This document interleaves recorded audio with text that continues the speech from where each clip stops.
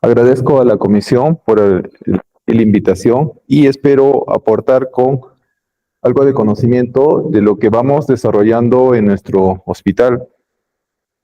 Entonces, el tema que les he traído es manejo toracoscópico de la válvula pulmonar congénita.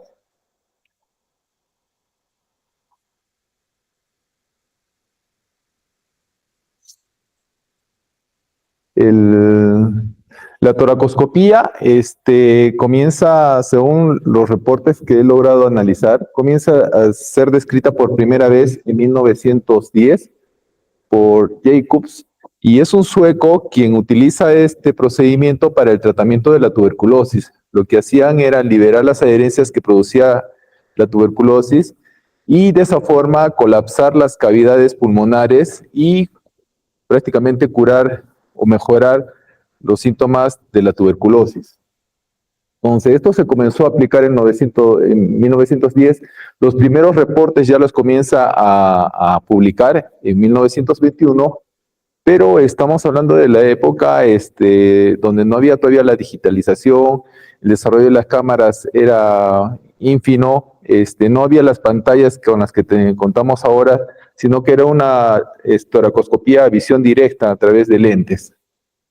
Entonces, prácticamente se paraliza este desarrollo de la videocirugía hasta prácticamente 1980, donde comienza a desarrollarse ya nuevos dispositivos, nuevas cámaras, y ya a partir de 1990 empieza nuevamente su desarrollo de toracoscopía.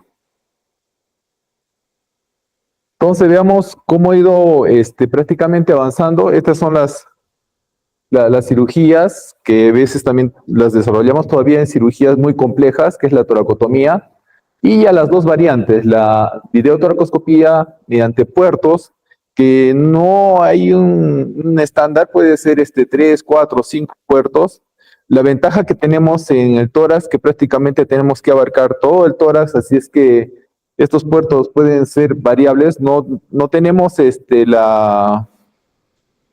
diferencia de cirugía abdominal, que un puerto solamente para la cámara, otro puerto para la pinza, no, puede variar, podemos intercambiar y obtener diferentes puntos de visión, pero en general lo que se busca es triangular donde queremos atacar. Y la otra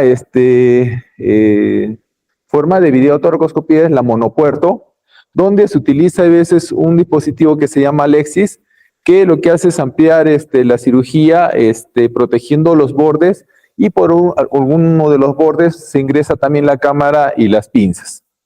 Entonces, no es una mejor que otra, depende más que todo de la habilidad o del entrenamiento que tenga el equipo quirúrgico.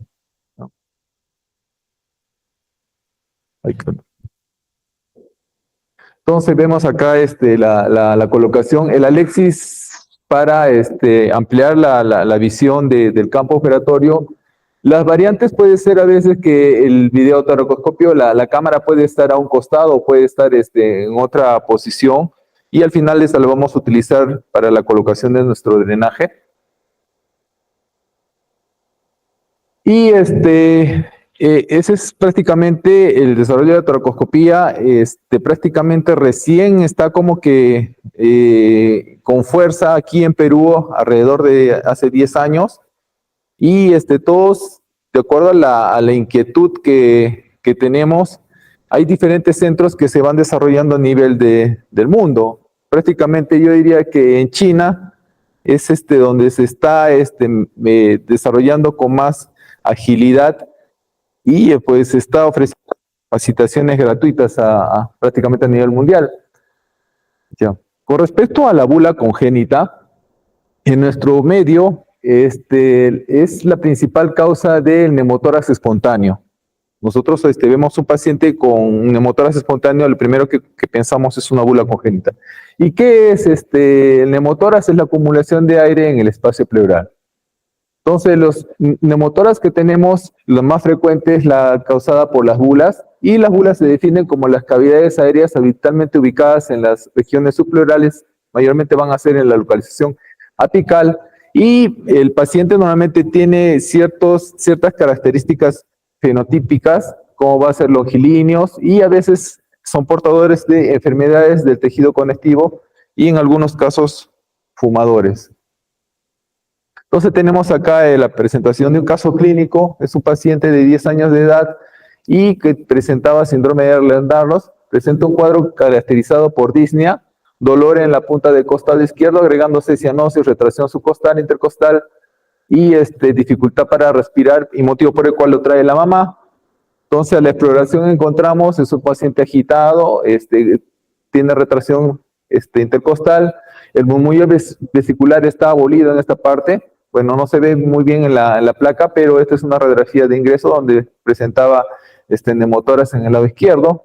Así es que se decide hospitalizar al paciente, se le coloca su drenaje y lo estamos manejando, y en el postoperatorio le administramos oxígeno. Vemos de que comienza a mejorar, pero persiste el burbujeo en el drenaje torácico. Así es que se decide entrar este paciente por el drenaje, por el burbujeo. Nosotros le llamamos pérdida, una fístula crónica, si es que no mejora a las 48 horas, y existe la posibilidad de que este paciente pueda entrar a cirugía.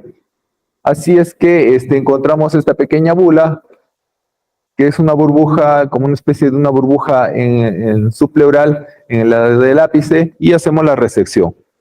Entonces podemos hacer la resección con pequeños cortes, y esto nos mejora, pues tiene la ventaja de la toracoscopía, que los orificios son pequeños, el paciente se recupera rápidamente. Es más, a veces podemos darle de alta al día siguiente de la cirugía. Y en la parte estética, las cicatrices son menores, ¿no?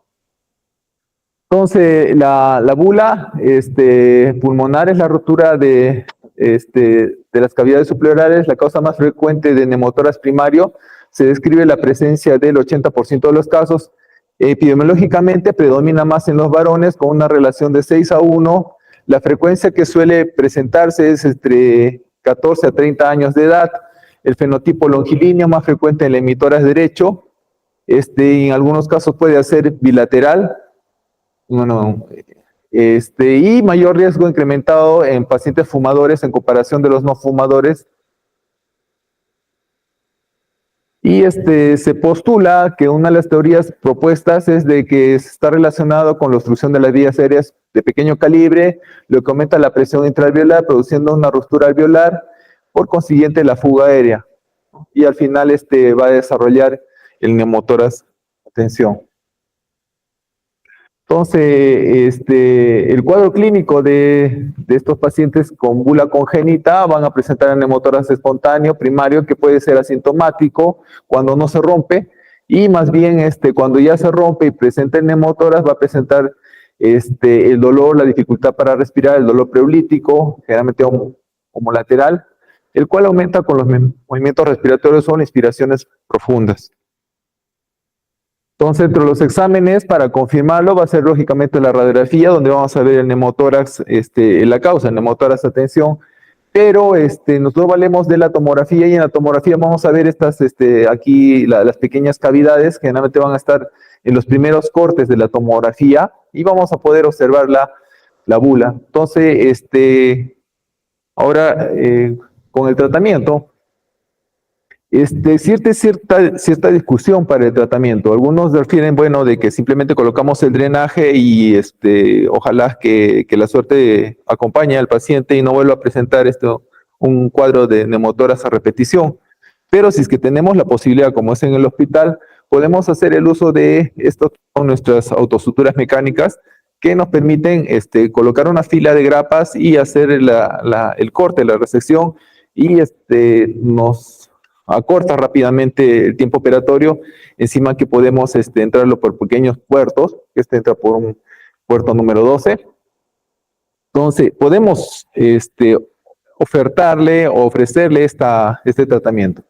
El único conveniente, bueno, para todo hospital público, son los costos, ¿no? Más o menos cada uno de estos disparos, más o menos está saliendo como 1.200 soles. Entonces, hay que ver si es que el paciente puede o no afrontar los gastos y a veces también combinamos con cirugía endoscópica con puntos y nudos intratoracoscópicos, ¿no?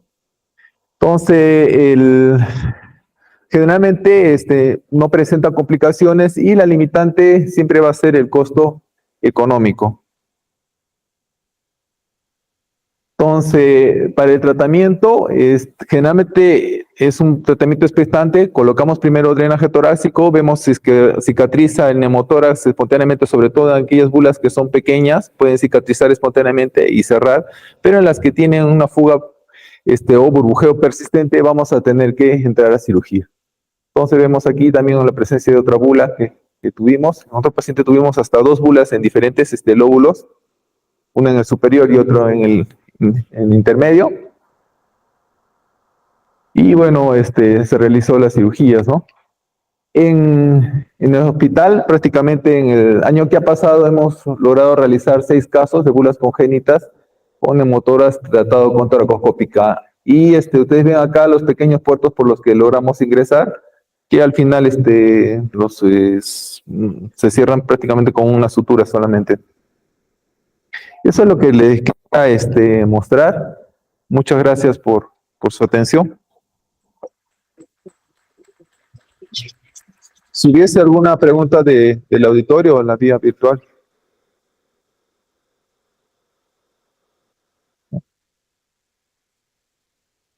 Ay, recién.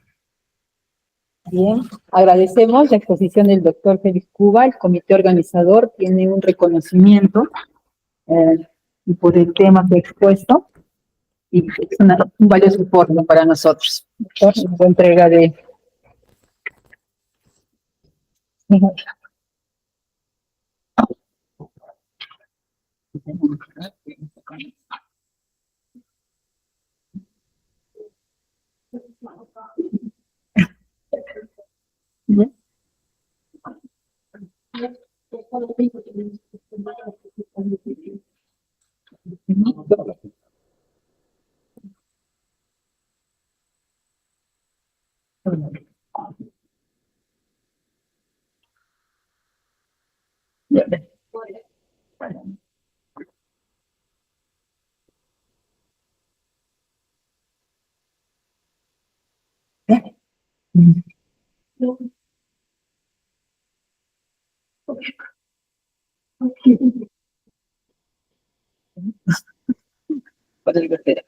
Listo.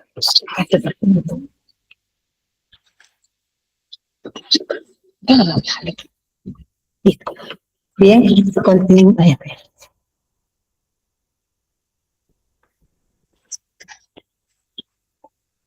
Tiene disparo. Acá no, acá no es. No dispara con eso.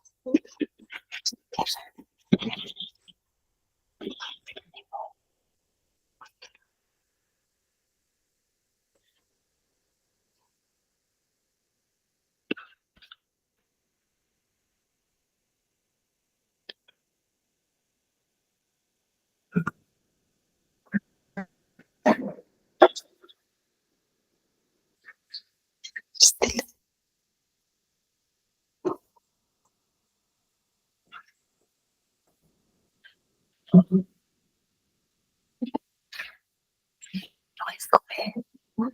Es comer, doctor.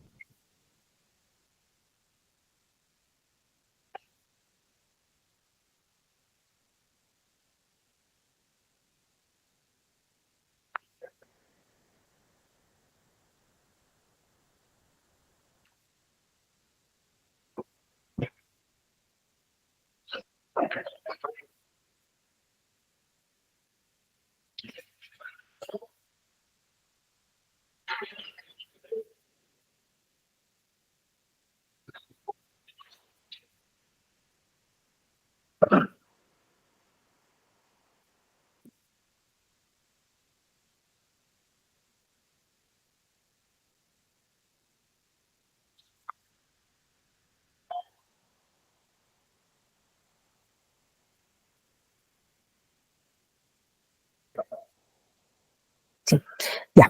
Bien, continuamos con la programación. El tema que nos toca ahora es actualidades en el tratamiento quirúrgico de la hiperplasia benigna de próstata. El tema está a cargo del doctor Miguel Ángel Salazar Arenas. Él es médico asistente del Servicio de Urología de nuestro hospital, docente de la Universidad Católica Santa María, es directivo, secretario del Consejo Regional Quinto. Por favor, le damos un aplauso para la bienvenida. Vamos.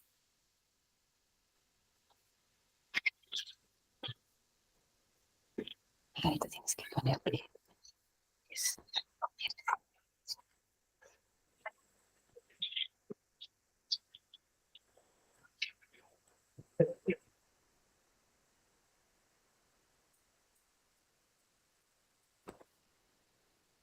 Buenas tardes.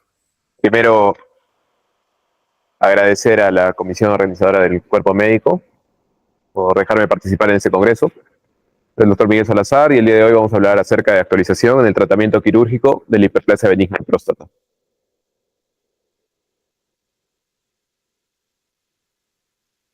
Para comenzar, primero vamos a hablar acerca de la terminología. La hiperplasia benigna de próstata es un término histológico que se refiere al aumento de las células epiteliales glandulares y estromales dentro de la zona de transición, que es donde normalmente sucede la hiperplasia. El término adecuado es el que deberíamos referirnos, es a obstrucción prostática benigna, que se refiere justamente a este agrandamiento prostático que va a conllevar a la obstrucción de la salida de orina, la vejiga. Y por último, el término de síntomas del tracto urinario inferior, que son los LUTS, que lo vamos a ver posteriormente.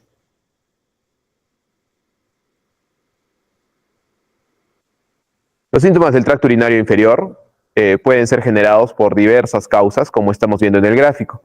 En primer lugar, está la hiperplasia benigna de próstata, pero adicionalmente también un cálculo de uréter distal, un tumor de la vejiga, una estrechez de la uretra, un cuerpo extraño, infección del tracto urinario, vejiga neurogénica, una vejiga hiperactiva, hipoactiva o poliuria nocturna también podría generarnos síntomas del tracto urinario bajo. En cuanto a la epidemiología de la obstrucción del crecimiento prostático, vemos que hay una relación directamente proporcional en cuanto a la edad y los síntomas prostáticos. Como vemos, a partir de los 40-50 años, la curva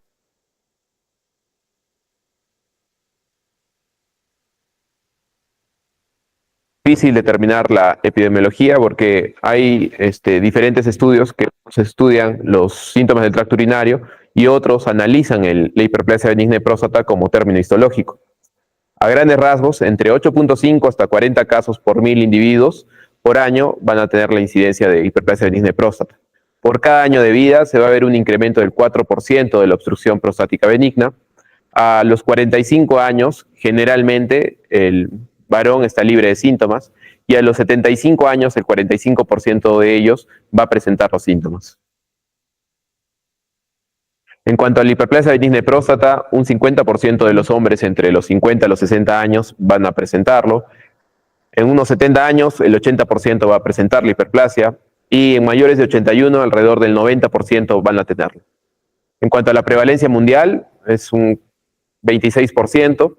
Eso significa que de cada 4 hombres va a sufrir de obstrucción prostática benigna. Cuando el volumen prostático es más de 50 gramos, va a tener 3.5 veces más posibilidades, más riesgo de presentar los síntomas del tracto urinario moderados a severos. En cuanto a la anatomía, el primer médico griego en el siglo IV fue Herófilo, que lo describió e indicó que era un órgano que se encontraba detrás de los genitales. Como vemos, la próstata se encuentra ubicada entre el cuello de la vejiga y el esfínter urogenital o el esfínter externo. Normalmente 3 por 2 centímetros, volumen aproximado de 20 gramos. En ella van a desembocar los conductos eyaculadores a través del verum montanum en la uretra. Va a tener la función de secretar enzimas y ser parte del líquido seminal.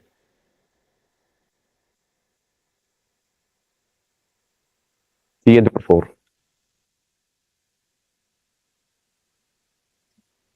Anatomía, McNeil, un patólogo clínico, dividió la próstata.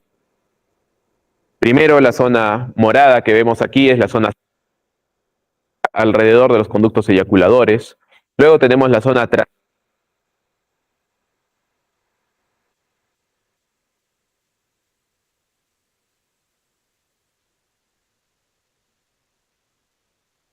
También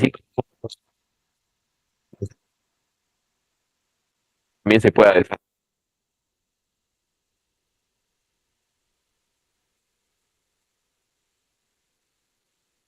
En cuanto a la irrigación, la arteria prostática.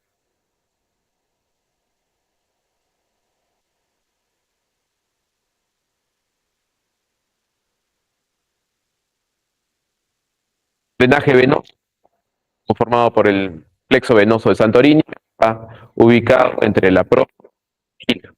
Y en cuanto al drenaje linfático, va normalmente a los ganglios obturadores e ilíacos. Como mencioné antes, la próstata es un órgano productor que se van a depositar en el fluido seminal. Va a producir una proteína, que es el antígeno prostático específico, de generar liquefacción del semen. Esta hormona, esta proteína, va a servirnos como tamizaje en el cáncer de próstata. Además, puede formar citrato, fosfatasa ácida prostática, zinc, magnesio, selenio, fructosa y fibrinógeno. El magnesio es el que le da el color lechoso al líquido seminal. Y estimulado normalmente por una estimulación simpática la producción de líquido seminal de la próstata. En cuanto a la fisiopatología de la hiperplasia benigna de próstata, aún no está el tema dilucidado por completo, porque es bastante curioso que a partir de los 40-50 años, cuando en el varón empieza a decrecer la testosterona, se genere la hiperplasia benigna de próstata. Hay una teoría, la teoría androgénica, que indica que va a proliferar las células prostáticas, va a inhibirse la muerte celular y con ello va a conllevar a la formación de la glándula. Hay estudios que indican que hay la presencia del receptor de mayor afinidad de estrógenos, ERB, que podría estar relacionado a la hiperplasia, y un factor secretor testicular no androgénico que también podría estar generando la estimulación y proliferación de las células. Hay otra teoría, la teoría de la inflamación sistémica. Se ha visto que en pacientes con hiperplasia benigna de próstata se encuentra elevado el PCR, que las grasas dietéticas y lipopolisacáridos en pacientes normalmente obesos pueden inducir inflamación prostática y por ende en pacientes obesos se ha visto que hay mayor crecimiento prostático. Los macrófagos también se ha visto relacionados, que producen citocinas y que pueden conllevar a la hiperplasia estromal y epitelial de la hiperplasia benigna de próstata. También se han encontrado que en pacientes con hiperplasia pueden tener elevado el factor inducible de hipoxia, que está relacionado a la inflamación sistémica. Y se ha visto alterados polimorfismos en las regiones del gen receptor beta de la linfotoxina, que también está relacionado a inflamación y que se encuentra en pacientes con hiperplasia benigna de próstata.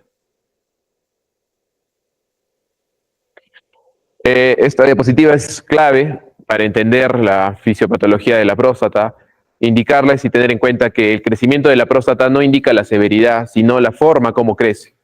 El patólogo Randall lo dividió y lo clasificó de acuerdo a los tipos de crecimiento que puede haber, ¿no? El tipo 1, donde solo los lóbulos laterales crecen; el tipo 2, donde el lóbulo medio es el que normalmente crece. Este tipo 2 normalmente suele ser obstructivo y muy renuente a la medicación. El tipo 3, los lóbulos bilateral, retrouretral; tipo 4, lóbulo subcervical pedunculado; tipo 5, bilateral y subcervical; tipo 6, bilateral, subcervical y retrouretral; lóbulo anterior; y el tipo 8, el subtrigonal. Como vemos, es bastante variable el crecimiento prostático, y aquella próstata que obstruye el lumen o la luz de la uretra es la que va a generar mayores síntomas al paciente. Y por eso que el inicio de los síntomas es tan variable. Hay personas que de repente a los 70 años inician con los síntomas, y hay otras que a partir de los 60 o 55 años ya presentan síntomas. Es por el crecimiento irregular de la próstata. En cuanto a los factores de riesgo que conllevan al desencadenamiento de la hiperplasia benigna de próstata, tenemos los no modificables, como mencioné antes, la edad, a mayor edad, mayor riesgo de padecer esta enfermedad, raza, más frecuente en la raza negra y también está relacionada al cáncer de próstata, susceptibilidad genética, se ha visto que personas que a partir de los 50 años tienen crecimiento prostático alterado, sus hijos también pueden tener ese tipo de padecimiento. Riesgos modificables, tenemos la obesidad, la diabetes, la hipertensión y el hipogonadismo. Condiciones que pueden exacerbar los síntomas del tracto urinario bajo, tenemos los factores de riesgo cardiovascular como la hipertensión, factores neurológicos que están relacionados sobre todo a la inervación de la vejiga, como traumatismos vertebromedulares, Parkinson, ACV, personas con diabetes mellitus, por el mismo motivo, por mala inervación a la vejiga. Y factores que disminuyen el riesgo del síntomas de tracto urinario bajo, tenemos la actividad física relacionada a la disminución de la obesidad, escaso consumo de alcohol y consumo incrementado de vegetales. En la siguiente diapositiva quise mostrarles respecto al factor de riesgo del alcohol. También hay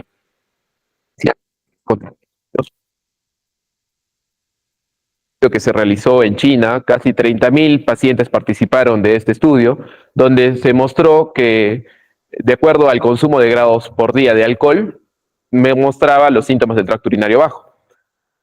En este otro radio, para recordarles, cuando es menos de 1 es un factor protector, cuando es más de 1 es un factor de riesgo, y cuando es 1 normalmente no tiene implicancia clínica. Se vio que las personas que consumían entre 0 a 10 gramos de alcohol por día mostraba un factor protector, es decir, disminuía el caso de crecimiento de la próstata. Pero en cambio, en aquellos pacientes que ya presentaban consumo de alcohol 30, 40 o más de 40 gramos, el radio era más de 1. Significaba que era un factor de riesgo para crecimiento prostático y también para exacerbación de los síntomas del tracto urinario bajo. No es un crecimiento en una curva en J, ¿no? Y bueno, hay factores estáticos, mecánicos y anatómicos, sobre todo porque la próstata obstruye la salida de orina, y un factor dinámico que está en juego la vejiga, que por alteración, por encrecimiento, por engrosamiento, se va a ver alterada y va a haber un detrusor hiperactivo o hipoactivo que puede exacerbar los síntomas del tracto urinario bajo. Aquí una imagen, como vemos la imagen normal, la próstata alrededor de la uretra sin crecimiento, y luego en la imagen de la derecha vemos el crecimiento prostático que va a obstruir la salida de orina y va a impedir que la orina salga adecuadamente, y un engrosamiento de la vejiga. Entonces, en cuanto a la clínica, puede ser asintomático, el paciente puede tener hiperplasia y de repente es una próstata en grado 1, grado 2, que no le está repercutiendo síntomas. Y bueno, luego los síntomas del tracto urinario bajo se van a dividir en dos: los de almacenamiento o antiguamente denominados y los obstructivos, que actualmente se llaman de micción y postmiccionales. Los de almacenamiento pueden ser urgencia para orinar, sensación de ir al baño, nicturia, 1 o 2 más veces en la noche para orinar, o incontinencia urinaria. Síntomas de micción: el chorro débil, el pujo para orinar, la intermitencia urinaria, es decir, el chorro entrecortado, y un vaciamiento prolongado. Y síntomas postmiccionales, tenemos el tenesmo o sensación insatisfecha de orinar, goteo postmicción y goteo terminal. En cuanto a las complicaciones del crecimiento prostático obstructivo, tenemos primero retención aguda de orina, obstrucción crónica, infección del tracto urinario, cálculos vesicales, divertículos en la vejiga y finalmente el daño renal. En esta imagen del néter ayuda bastante a comprender esto, ¿no? Vemos primero el crecimiento prostático en la zona uretral. Como ven, impide la salida de orina. ¿Qué hace? La vejiga se esfuerza, es como que vaya al gimnasio. Cuando va al gimnasio engruesa el músculo, y lo mismo le sucede a la vejiga, se engruesa el músculo detrusor. Va a ser tal el punto que no va a poder vencer la fuerza de la obstrucción de la próstata y van a generarse divertículos o trabéculas en la pared de la vejiga. A pesar de ello, si el paciente sigue sin tratamiento, ¿qué va a generar? Una uretrohidronefrosis justamente por obstrucción en la salida de la orina. Va a conllevar infecciones urinarias, pielonefritis y finalmente a daño renal, e incluso pacientes que pueden llegar hasta la diálisis. Bueno, en cuanto al diagnóstico, primero la historia clínica, según la guía europea, es una recomendación fuerte, y junto con el diario miccional para tener un diagnóstico objetivo de esto. En cuanto a la historia clínica, la escala de puntuación del IPSS, esta es una escala corta que está relacionada para preguntar al paciente sobre los síntomas prostáticos, ¿no? ¿Cuántas veces el paciente se levanta en la noche para orinar? cuántas veces va durante el día al baño, si es que el chorro está débil, y de acuerdo a eso va a darnos un puntaje, ¿no? La idea de esta escala era objetivar los síntomas subjetivos del paciente y se va a dividir en leves, moderados o severos. Y finalmente hay una pregunta que es en cuanto a calidad de vida, que creo que es la más importante, ¿no? Si es que le mortifica al paciente su patología, va a servirnos para indicar un tratamiento médico o de repente un quirúrgico. Y bueno, esto es un gráfico, un puntaje visual. Si es que el paciente quizás no tiene buena comprensión o es un paciente que no nos podemos comunicar adecuadamente, tenemos este gráfico que nos va a ayudar para poder determinar la severidad de los síntomas. Luego pasamos al examen físico, evaluar si es que el paciente tiene globo vesical, evaluar si es que tiene fimosis o una estrechez de meato uretral que podría estar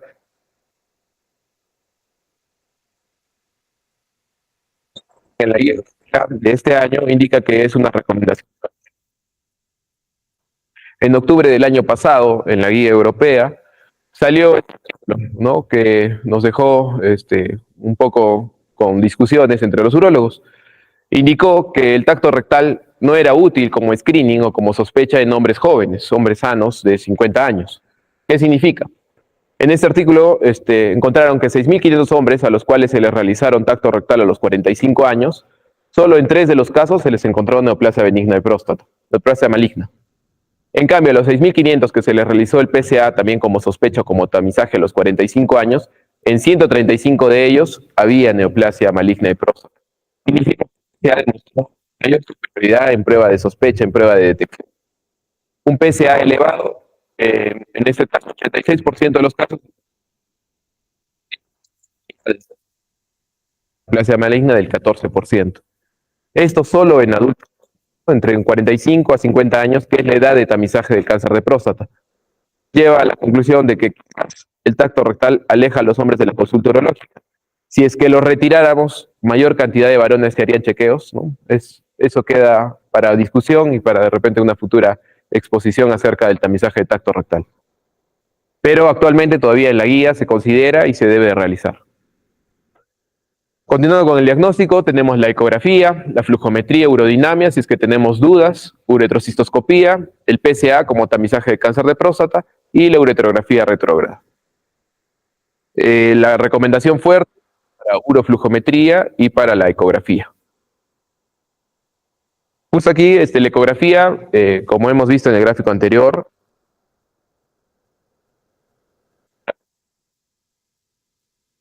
vejiga para ver si es que la próstata como el tamaño como tal. Pero aquí también es importante ahora medir el índice de protección de la vejiga. Este índice va desde el cuello de la vejiga hacia el máximo punto medio del óvulo de la próstata. Mientras mayor índice tenga el paciente, más síntomas va a tener e incluso está relacionado a mayor obstrucción urinaria. Este tipo de pacientes es muy difícil. Se divide en grados, en grado 1 menos de 5 milímetros, grado 2 entre 5 a 10 y grado 3 más de 10 milímetros. Este índice nos ayuda a nosotros bastante para poder determinar si es que pasa a tratamiento quirúrgico o de repente a tratamiento médico. La uroflujometría es una prueba donde se evalúa el chorro urinario, el valor es 15 cc por segundo. Tenemos primero el gráfico normal, donde encuentra un flujo máximo alto, casi unos 50 cc, y una curva corta, ¿no? Término de la micción. En cambio, en el paciente prostático, el flujo máximo es 10, 15 a lo mucho, y es un chorro largo, ¿no?, que asemeja pues la hiperplasia benigna de próstata. La uretrografía retrógrada para hacer el diagnóstico diferencial, sobre todo con estrechez de la uretra, como vemos. Esta parte que continúa en la uretra prostática es algo normal, ¿no? La estrechez está en la zona vulvar. Esta es una cistoscopía. Al video, por favor. Una cistoscopía donde quería mostrarles que el tamaño no indica la severidad. Esta es una próstata pequeña que en ecografía, pero si vemos está tapando toda la luz de la vejiga. Vean que la distancia entre el cuello de la vejiga y el verum montanum, que es normalmente la distancia de la próstata, es pequeña, ¿no?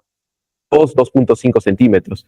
Pero es una próstata bastante obstructiva que le genera muchos síntomas urinarios al paciente. Siguiente, por favor.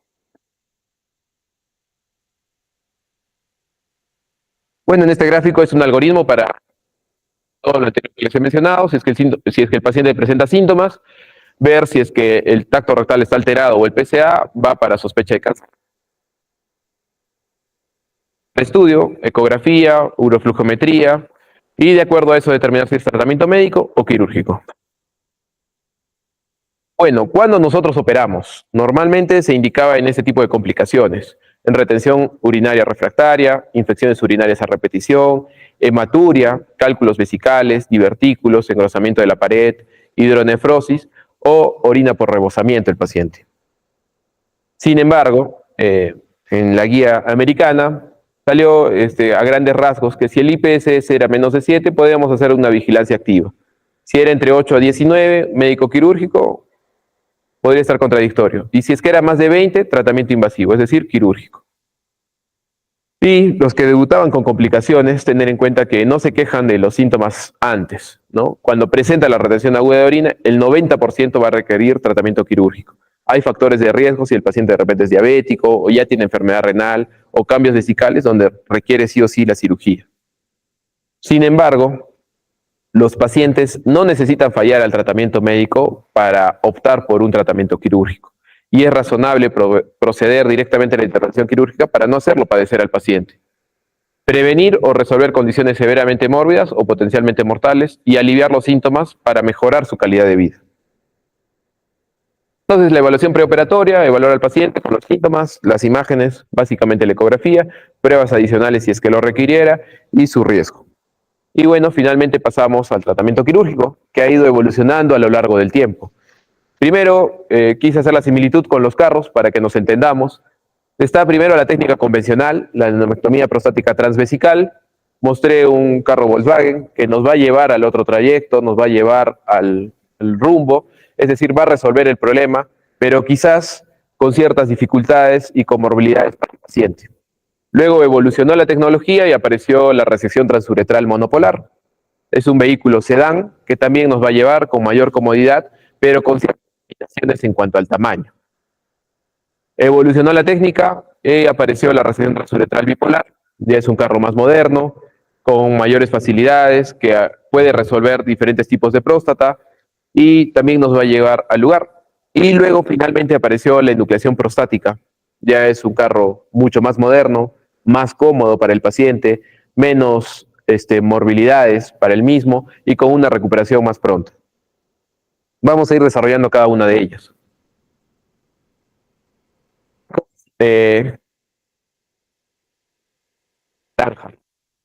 La cirugía es retirar el relleno de la misma. Los médicos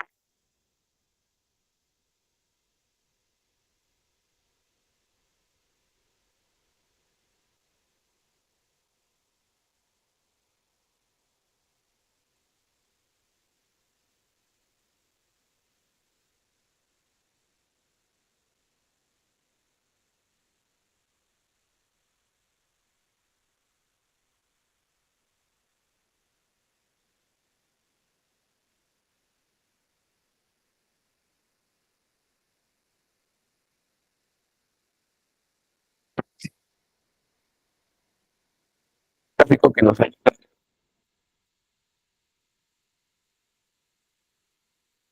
Este gráfico de la guía americana vemos el tratamiento en cuanto al tamaño, ¿no? Cuando es menos de 30 gramos está indicado resección transuretral, entre 30 a 80 gramos la guía nos indica resección transuretral, enucleación láser, enucleación bipolar, vaporización o urolift.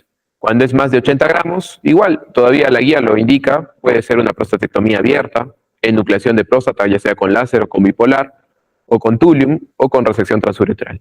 Si es que el paciente tiene factores anticoagulados, está indicado la enucleación con láser o la fotovaporización. Entonces, como vemos, están todavía las técnicas que hemos dicho. Comencemos. Convencional. Fue Milling en el año 1908 que describió la técnica retropúbica y luego, años más tarde, Fuller y Freyer que describieron la técnica transvesical. Como vemos en la imagen, la idea es enuclear el adenoma de la próstata con el dedo. Esto va a permitir una disminución de los síntomas prostáticos, incrementar el flujo máximo y reducir el residuo postmicción. Las complicaciones mortalidad en menos del 0.25%, mayor transfusiones más del 10%. Esto va a depender de cada centro. Nosotros normalmente de sanguíneas, estenosis uretral en un 6%, reoperaciones en un 2%, y bueno, mayor movilidad, ¿no? Uso de la sonda 5 a 10 días y mayor estancia hospitalaria. Luego describieron la adenomectomía laparoscópica pura y asistida por robot. Mostré un vehículo más evolucionado. El doctor Mariano Mirandolino de Brasil describió en el año 2002 la adenomectomía laparoscópica. Y el año pasado en el IRCAT, el mismo doctor Mariano también mostró la adenomectomía, pero ya con robot. Estados Unidos fue el primero en describir la adenomectomía laparoscópica asistida por robot, que tiene la misma similitud que la abierta, ¿no? Solo que se utiliza herramientas laparoscópicos y con bipolar en el caso del robot, ¿no? El abordaje es preperitoneal en cuanto a la laparoscopía y transperitoneal en cuanto a robot. También tiene la misma mejoría que con la abierta y la única diferencia es que es estancia hospitalaria, menor uso de sonda y mejor manejo del sangrado. En cuanto a las complicaciones, todavía no hay muchos estudios, pero el 7% puede presentar retención aguda de orina, ictus y hematuria, y un 16% con el robot. Y obviamente, la mayor repercusión es de... Luego apareció la resección transuretral monopolar, que es considerado el milagro médico moderno, ya que disminuyó la mortalidad en los años 20, 30 en el mundo, que fueron los primeros en describirlo, Davis, Alcock, Stern, McCarthy y Nesbitt, y consideraron que en esto la resección transuretral monopolar es el primer procedimiento de cirugía mayor con instrumento endoscópico aplicado al ser humano. La idea es resecar el tejido con un asa. En el caso de monopolar, el circuito eléctrico es a través del paciente con una placa de retorno. Esto que genera que se utilicen líquidos sin electrolitos. Es por eso que utilizamos agua destilada. Y esto tiene repercusión en cuanto al tiempo operatorio, por eso solo podemos operar en próstatas entre menos de 80 gramos en 1 hora. ¿Por qué? Porque hay riesgo de síndrome de absorción o síndrome de post-RTU con una hemodilución del sodio. Va a haber disminución en los síntomas, incremento del flujo máximo y disminución del residuo post-RTU. En cuanto a las complicaciones, como les mencioné, el síndrome de post-RTU, transfusiones, retención aguda de orina, infecciones urinarias, eyaculación retrógrada, puede haber estenosis y reoperación en unos años, sobre todo por el tiempo quirúrgico. Luego evolucionó la tecnología y en el año 2001, Boto y colaboradores aplicaron la resección de próstata bipolar. Acá, a diferencia de la monopolar, el circuito eléctrico solo está en el elemento de trabajo. Esto permite utilizar solución salina o cloruro de sodio. Entonces el tiempo operatorio es mayor, 2 o 3 horas. Eso implica que se puedan operar próstatas mucho más grandes. Va a haber mejoría de la disminución de los síntomas del tracto urinario, incremento del flujo máximo y disminución del residuo postmicción, al igual que el monopolar. Las transfusiones sanguíneas disminuyeron, las retenciones agudas disminuyeron, las incontinencias disminuyeron, las estenosis de cuello vesical también. Lo que apareció es que es por el tiempo operatorio con el resector, las estenosis de uretra, un 19%. Aquí en este video vamos a visualizar la resección transuretral. Por favor, si le podemos hacer clic en el video. Vemos la próstata que obstruye y vemos el asa de resección. Es como ir sacando por sacabocado el relleno de la próstata hasta llegar a la cápsula, con manejo sanguíneo, manejo hemostático, con la misma asa, ¿no? Tiene el pedal, tiene para cortar y también para coagular. Y lo que se trata de hacer es ir sacando poco a poco la próstata hasta llegar a la zona de la cápsula, siempre teniendo en cuenta los reparos anatómicos como es el verum montano y el esfínter externo. Y si es que el urólogo tiene bastante experticia, puede llegar a la cápsula y es una cirugía bastante buena que resuelve el problema definitivamente.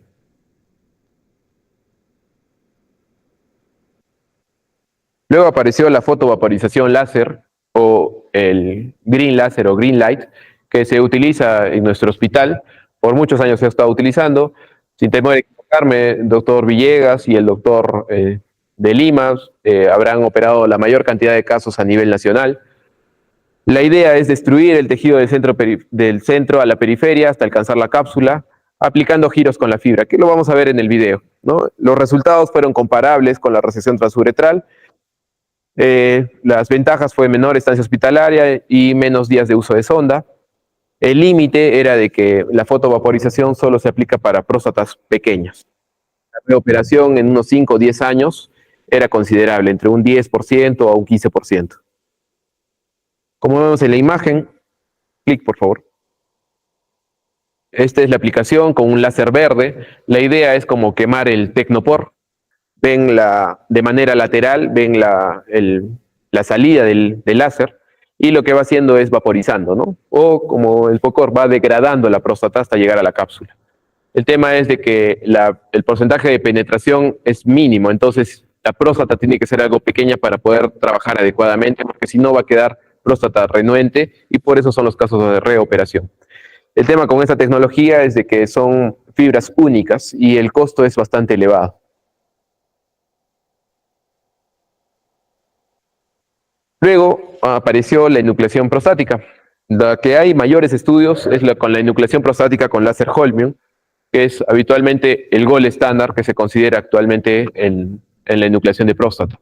Fue en el año 1997, Gilling, que realizó la primera técnica endoscópica de enucleación y, como les mencioné, es la más estudiada. El láser Holmium tiene, cuanto a las sustancias, itrio, aluminio y granate, con una longitud de onda de 2140 nanómetros. Es un láser pulsado con una penetración de 3 a 4 milímetros que permite una hemostasia adecuada. En este gráfico vemos lo que significa el láser. Hay una variación de los electrones de órbita a órbita que genera energía. Esto va a llegar hacia los iones de Holmium, que van a generar fotones con mayor energía que se van a aplicar en cuanto a los espejos en la máquina de láser y van a espectrar la luz, amplificarla. Y se genera el láser. De acuerdo a las sustancias que se utilicen aquí, van a haber diferentes tipos de láser, como van a ver en las diapositivas posteriores. Este es el equipo láser, la fibra láser. Y este es el video de la técnica. Vemos igual la próstata obstructiva, en este caso es más obstructiva en el lado derecho. Vemos una vejiga trabeculada, se está mostrando los meatos ureterales. Y ven ahí la fibra láser. La idea es buscar el plano que se busca en la aneumectomía abierta, ¿no? El plano entre la cápsula y la zona de transición. Y se enuclea completamente la próstata, ¿no? Ubicando ese plano anatómicamente. Como el láser lo va a ir separando, también el láser aplica coagulación, entonces es un mejor manejo del sangrado y se saca completamente la próstata. Siempre hay que tener en cuenta los reparos, sobre todo con el esfínter externo, que es donde se realiza la primera incisión, y también con el verum montanum, que nos da un indicio hasta dónde tenemos que llegar, ¿no? Como estamos viendo, está enucleando todo el relleno de la próstata, como vimos en el gráfico anterior de la naranja. La idea es sacarla entera, poco a poco, ir dándole. Ahí vemos los planos de separación, justamente de la zona de transición con la zona periférica. Lo va separando poco a poco. Y esta técnica también ha ido evolucionando. Primera se hacía trilobulada, es decir, se hacía un lóbulo derecho, izquierdo y el lóbulo medio. Después hemos pasado a la técnica en bloque, que es la que se está utilizando ahora.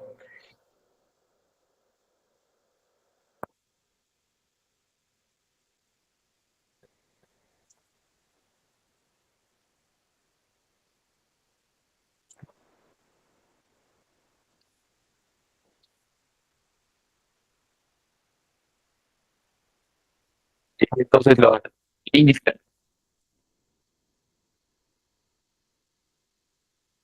Y lo que quiero mostrarles es, después de la enucleación con el láser, cómo sacamos la próstata.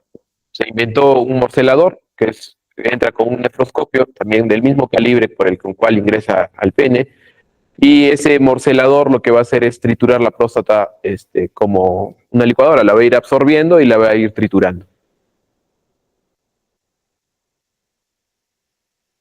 ¿Lo puedes adelantar, por favor?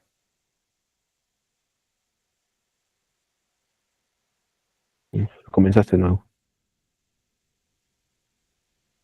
Bueno.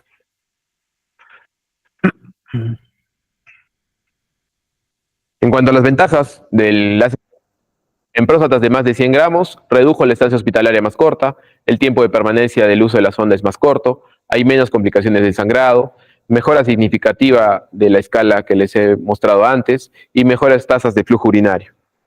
En próstatas de menos de 100 gramos también mejora los síntomas, menor tiempo de permanencia y también menor estancia hospitalaria.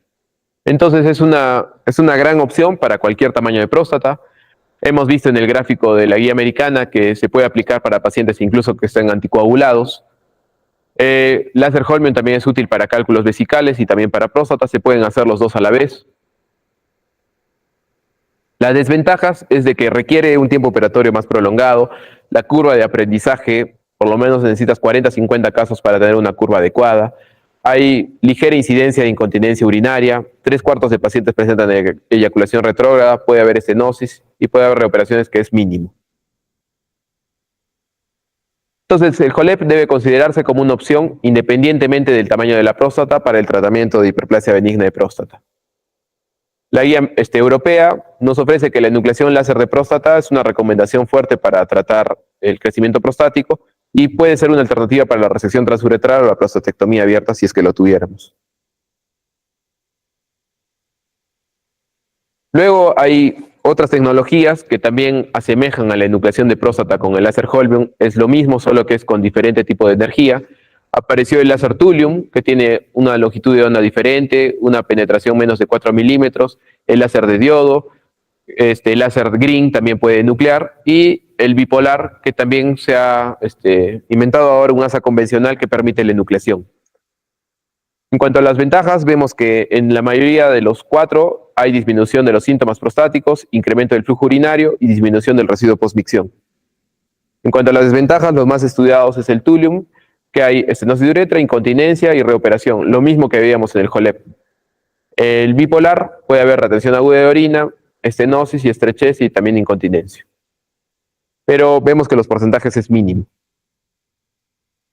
Y finalmente, en estos últimos años, hay un gran marketing en cuanto a los láseres. Ha salido en este congreso del europeo el láser magneto. Hace 2 años salió el láser Dornier. El año pasado salió el láser Quanta. La idea de esto es, muchos me preguntan, ¿cuál es el mejor láser o con cuál láser es mejor operar?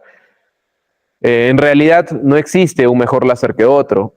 Con el láser con el que cuentes, la idea es enuclearlo, ¿no? Y en estos estudios vemos, por ejemplo, es un estudio multicéntrico desarrollado en Estados Unidos, donde comparó el láser Holmium con el Thulium, que fue el último que salió, y en la conclusión fue que ninguno de los dos había diferencias. Los dos permitían una mejor resolución de los síntomas, mayor flujo urinario, y las complicaciones eran similares.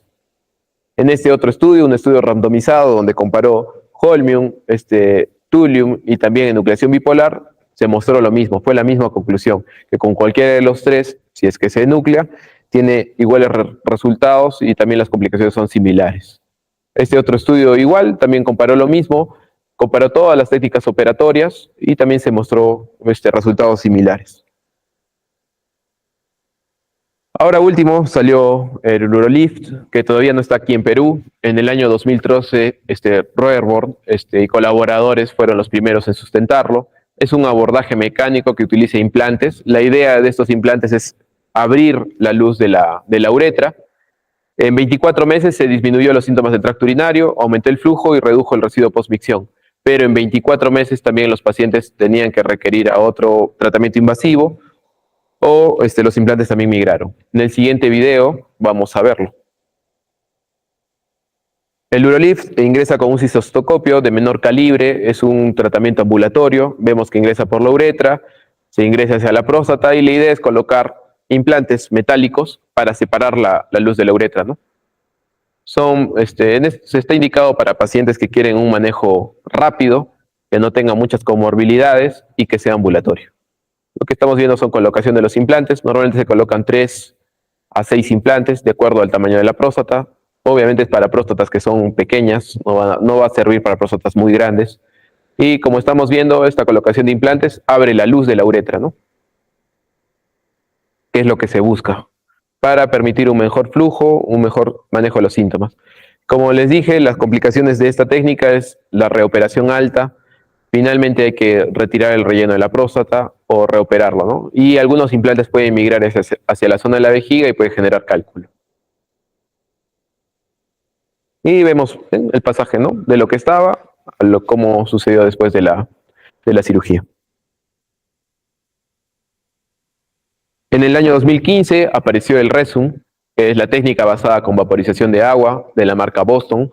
La idea es inyectar vapor de agua a alta temperatura para disminuir el tejido prostático. Los resultados son alentadores: disminución de los síntomas, aumento del flujo máximo, disminución del residuo postmicción, y esta es una de las pocas técnicas que no tiene repercusión en cuanto al trastorno eyaculatorio. Pero puede presentar retención aguda de orina y los síntomas irritativos post cirugía son bastante altos. Lo mismo también hágale clic por favor. Se ingresa con un cistoscopio, es un tratamiento ambulatorio, y se aplica el agua caliente, ¿no? El vapor de agua. Y la idea es de que vaporice la próstata, el tejido prostático. Al igual que la anterior técnica, también es tratamiento ambulatorio, y el paciente en 2 horas ya se va a su casa. Esa es la ventaja. Pero igual tiene que volverse a reoperar. Otra vez le pongo el gráfico para recordar todas las técnicas que hemos visto y tener en cuenta que aún todavía se está manteniendo, de acuerdo al tamaño prostático, las diferentes técnicas. Pero para tener presente de que aún la guía no retira la prostatectomía abierta, no retira la resección transuretral, y pone en evidencia que se pueden utilizar diferentes técnicas. Justamente, a consecuencia de eso, es el siguiente paper que manejó una revisión acerca del tratamiento de la hiperplasia benigna de próstata y mostró que va a depender la técnica adecuada de acuerdo a la experiencia del urólogo y de acuerdo a la tecnología con la que se encuentre. Entonces, para conclusiones, hay múltiples abordajes para el tratamiento de la próstata, pero hay ausencia de un tratamiento ideal. El tratamiento invasivo de la extirpación del tejido prostático, es decir, realizar cirugía al paciente, tiene mayor tasa de éxito que los tratamientos no invasivos. Se ha visto que la enucleación de próstata ofrece mejores resultados con menores complicaciones respecto a las otras técnicas. Y las técnicas no ablativas o las técnicas no invasivas, como liberar con el Urolift o la aplicación de vapor de agua, sí mejoran los síntomas, no afectan sexualmente al paciente, son menos las complicaciones, mayor incidencia de retratamientos. Eso es lo que hay que explicarle al paciente. Y particularmente, yo soy de la idea que una cirugía óptima va a depender de la experiencia del urólogo con esa tecnología, de la tecnología con la que se cuente, de la expectativa del paciente y del tamaño prostático del mismo, ¿no? Para poder decidir una técnica adecuada. Era eso en cuanto a lo que quería mostrarles. Muchas gracias.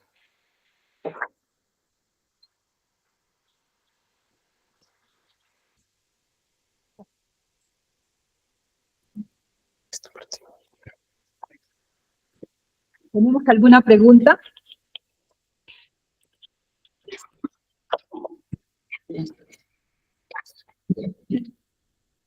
Bien, la comisión organizadora, en nombre del cuerpo médico, hace entrega este reconocimiento al doctor Miguel Ángel Salazar Arenas por tan valioso aporte.